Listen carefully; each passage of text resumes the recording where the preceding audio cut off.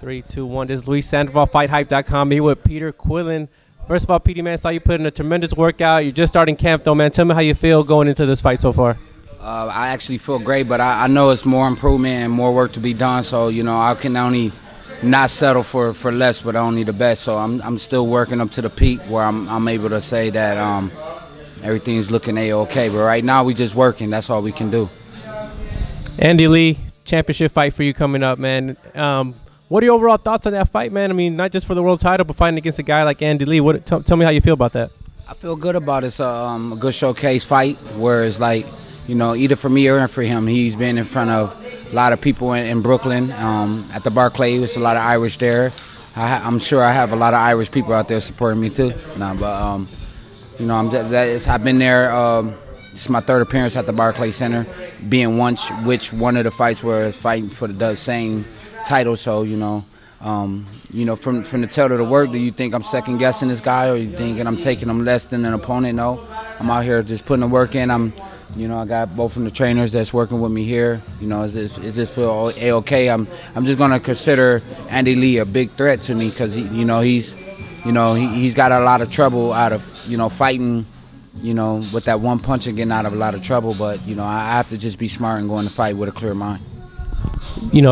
He's a southpaw. You fought southpaws recently, about 3 of them in your last 3 or 7 fights.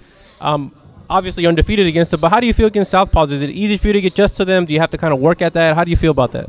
No, my last trainer, Colin Morgan, which, gave me work for this fight as well. And before I came out here, that's what he trained on, was like a bunch of southpaws. So, Suku Powell, Ronson Frank, tons of guys that he used to train with southpaw, Lennox Allen.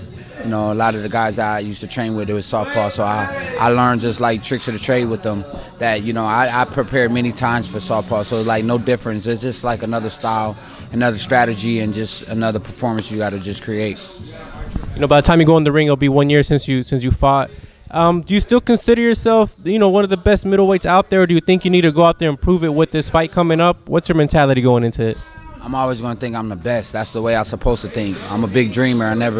I grew up broke, but I never had poor dreams, you know what I'm saying? So, with that being said, it's not for me to consider that, you know what I mean? Like, it's for the fans and the people that run boxing. I'm here to earn a living and feed my family. I have a family now, and take this to the next level, man. I just got to go out there and worry about what's in front of me. Right now, Andy Lee is what's in front of me, and whatever the performance, however it plays out, people going to consider me what they are. But I'm not going to be a slave to people's opinions about me.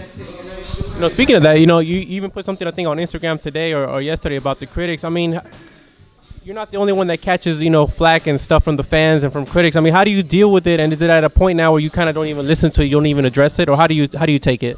I don't pay attention to that. You know what I mean? Like, most of these guys never accomplish nothing in their life, because if they did, they won't have time to be on Instagram or social media expressing their feelings. They'd be busy, doing what I'm doing right now. I put out the information and just let it be there. I can't worry about that. You know what I'm saying? Like, half of these people I don't even know.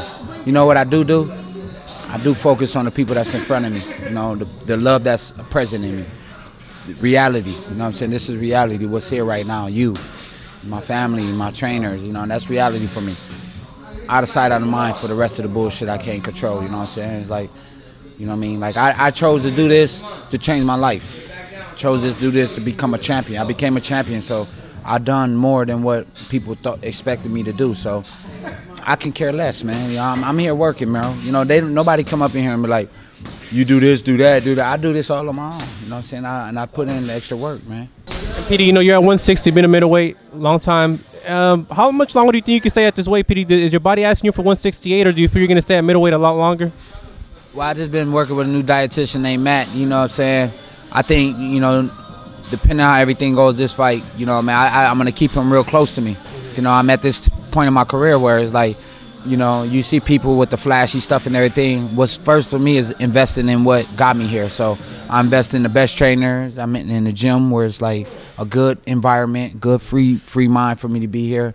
That whenever Matt sit down and we say, like we should consider going up, I'm going to take the advice of the people working with me right now. But right now, we're making 160. You know, we feeling strong, we putting out hard work, and it's not like killing us. So as long as we doing that, then we ain't got really much to worry about besides, you know, getting the job done. Talk to me about your power, man. As soon as I came in, they told me you gave people black and blue bump bruises and everything. You know, Eric told me you're a hard puncher, man. Do you think people don't give enough credit for your punching power, Petey? I bet the guys I fought probably would say I got a lot of, you know, let's just say I got how many fights I have? 31 fights. Out of 31 of those fights, out of all 30 of them, all the opponents that I fought touched the ground, touched the canvas 32 times. So I got 32 knockdowns in 31 fights, but 22 not making the distance. So, you know what I mean? Like, I can either fight hard, knock you out, or I can go a hard 12 rounds and beat you unanimously. I haven't really had no split decisions on my record, no close calls, no controversy wins besides the Gabriel Rosado where the doctor stepped in and stopped the fight. That's not my calling, you know what I'm saying? I would have fought until the end, you know what I mean? Regardless of the outcome, you know what I mean? My job is not to worry about, you know, how the politics in boxing is ran, you know what I mean? My job is just to focus up, you know, fight hard. I'm getting paid for 12 rounds, and we don't get paid for overtime. So if we get you hurt, we're going to try to get you out of there.